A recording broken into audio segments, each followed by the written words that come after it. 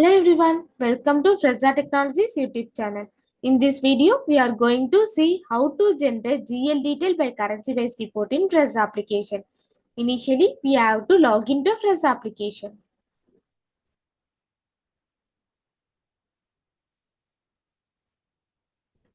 After your successful login, this is how your dashboard looks. Now go to the accounts module. Here, we have to select the general accounts menu under the accounts module.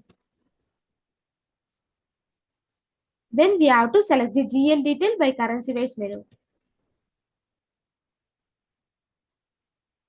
On this page, we have to select the date range.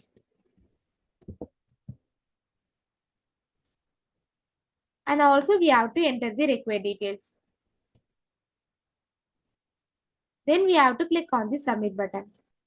Now GL detail by currency based report will be displayed on the screen. Here we have to select the options button. And then we have to click on the download option to download the report. This is how to generate GL detail by currency based report in Fresa application. Thanks for watching.